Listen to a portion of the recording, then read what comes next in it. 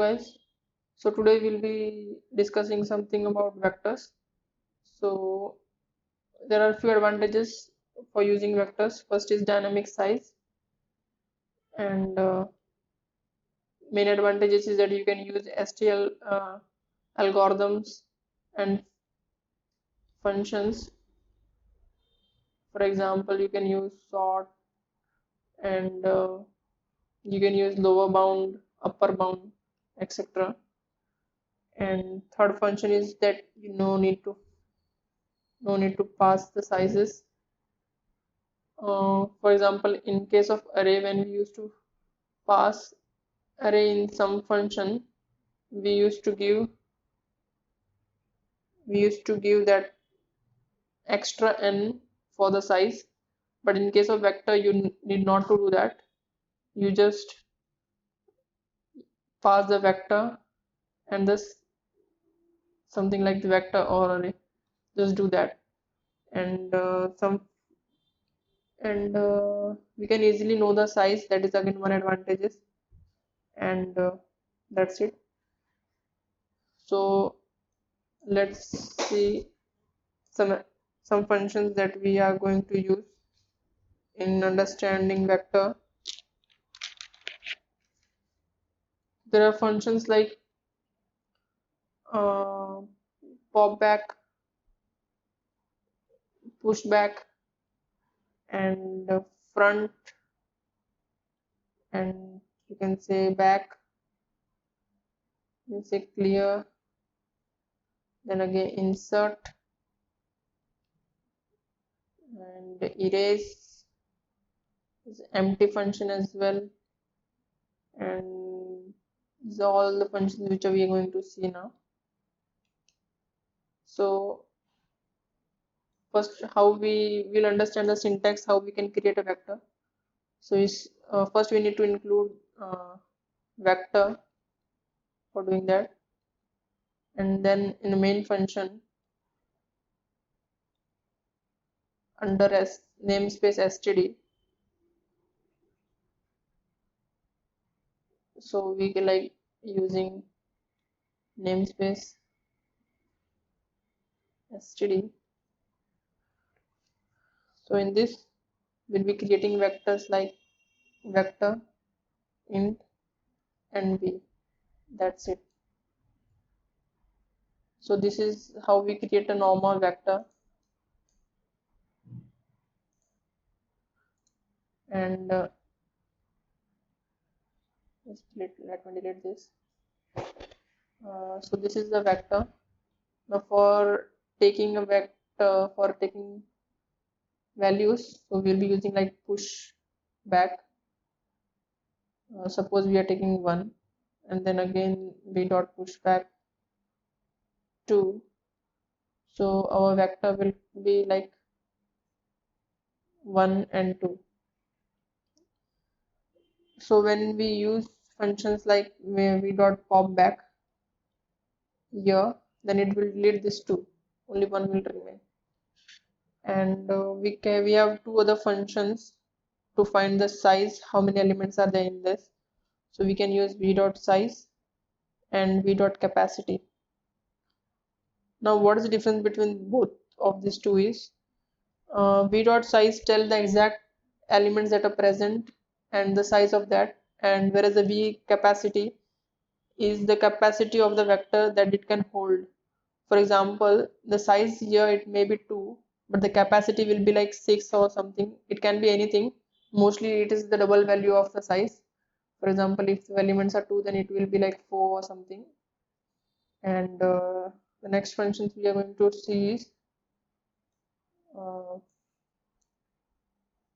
we can for example, if you want to iterate the vector which we created here, so we can use 3 ways for doing that. So we'll see all the 3 ways. First is using normal for loop, in which we were using for arrays same size. So I less than v dot size and I plus plus. suppose we want to print that, then we'll be using like v of I. This is the first way in which we use normal and for loop, and the other is for each loop. We can use like for auto x in v, c out x. So this is the second way in which we are using. In place of auto, we can also write int, because we know that the value of the vector contains is int type. And the third way is using an iterator. We can use iterator like vector of int iterator it, and then we can use normal for loop for it equal to v dot begin, it not equal to v dot end, and it plus plus, and we can use a cout function to print. As it is an iterator, we need to use dereferencing operator like the star, which shows the value. So this is the three ways which we use to print the vector, the values in the vector. So, and now we are going to look about the function, like we have seen pushback, popback, front, and like if you want the front value, you just write b dot begin, you'll get the value as 1. Suppose you have vector, suppose we'll take this green one. Okay, suppose we have vector int b, and we have values like 1 2 3 4 5. This is again a one way of initializing the vector in this way. Now we want this value, so we can write v dot begin, so it will point to this, and we can print that. And suppose we want to insert any value in the vector. Suppose we want to insert some value here, 0 1 2 3 and 4, and we want to insert, suppose we want to insert at the beginning. So how we'll be solving is, one way is we can use iterator, and the second way is use directly function v dot insert, and we can write v dot begin and the value which we want to print, which we want to which we want to add. Suppose I am adding 1000 at the first, so it will be like 1000 1 2 3 4 and 5. So this will be the value in the vector, this one. Suppose we want to add this 1000 two times, then how we can do that thing is same. We'll be using this function v dot insert v dot begin at the in the starting, comma, the values, the time, how many times we want to add this value is. So suppose we want this value 1000 to be added 2 times, so we can write 2 or 3 times for 3, like that. So the value which we want to add, suppose this was the original vector, so the output will be something like this: 1000 1000 1 2 3 4 5. Now again we can use erase function. Let's see about how we can use erase function. So we'll be using new v dot erase function, right? Okay, so suppose this was the original vector 1 2 3 4 5, and we want to erase the beginning, so we can use v dot erase, and we can write here v dot begin. So what it will do is it will erase this value. Now this function can be used to erase the single value or a range of values. For example, if we write v dot erase v dot begin, comma, v dot end, so in this case what will be happening, like all the values from 0, from the initial index till the last, everything will be deleted. So I'll tell you a little information about v dot begin and v dot end. So suppose we have vector like this, Here some values are there, 1 2 3 4 5 and 6. So v dot begin will always point to the initial value of the index 0. So this is the indexes, and v dot end always point the value next to the last.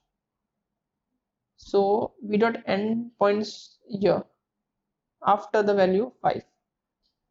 So suppose we have seen for the iteration we use it not equal to end as the v dot end as our condition for printing the values in the vector.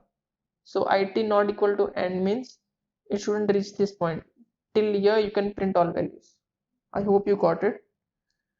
So there are some more functions which we use in vectors, and vectors perform like very well for doing that. For example, sometimes you have seen some code in which they use, suppose we have function like let me delete this. Sorry, let me delete this.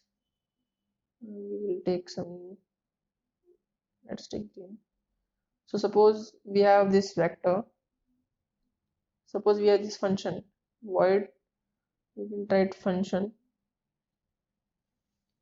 In this you sometimes have seen like people are using constant, and after constant also they'll be using like, suppose we have a passing vector, so vector int, and they'll be using this ampersand sign for this any operations they are doing. For example, they are printing, so let for auto x in b c out x. Okay, so this is what they are doing in this, and from main they are calling this function. Okay, so the reason of using this constant and ampersand is, so whenever we pass a vector in the function, so it makes it makes a copy for that vector, and that sometimes lead to time limit exceeded values, because if suppose the vector size is much higher, so in that case we don't want to copy a vector, we just want to use the original vector. So for that they are using this ampersand sign, which increases the efficiency of the code. And then again they're using constant, suppose for while iteration we did like x plus plus something like that, so it can change the value of the vector, so we don't want that, so we are using constant. So from here we can understand this is mainly used for increasing the efficiency of the code and nothing more. And one common functions that we use for the common like algorithm which we use is in vectors is sort. So how we can sort a vector? So suppose this vector is like 4 1 2 3 and something like the 4 something anything like that. So if we want to sort the vector, we can do like that. V dot, suppose this is the vector v, so v dot begin comma v dot end. That's it you need to do for sorting a vector. So it will, the value for this will be nothing like 1 2 3 4 and 4. Now there is no proper way of knowing how whether this 4 is this 4 or this 4 is this 4. We'll discuss that in some other lecture, like whether this 4 comes first or this 4 comes first. We'll discuss that in further lectures. And so sort is there, and if you want to sort in descending order, you just need to use function here. After this you can use greater function, or you can make a comparator function for that, in which we like be using. I'll show you that in some time. So this is the way you can do. I'll write proper syntax. I'll show again. So this is, you can use sort vector dot begin comma vector dot end comma greater int this function you can use for sorting in descending order. Now there are many other changes, or you can say many other variations for using a vector. For example, you can use vector for storing pairs and then sorting pairs and all, and many other uh, you can say uses of vectors, but that is out of scope for this video, so I'll be discussing that in some other time. So I think that's it, the functions which we use normally for vectors. And you can always keep in mind like vector passed by values. So if you want to make the original, if you want to make the if you want to modify the original vector, you need to use the ampersand sign which I told. And I think that's it for today's class. We'll meet in another class.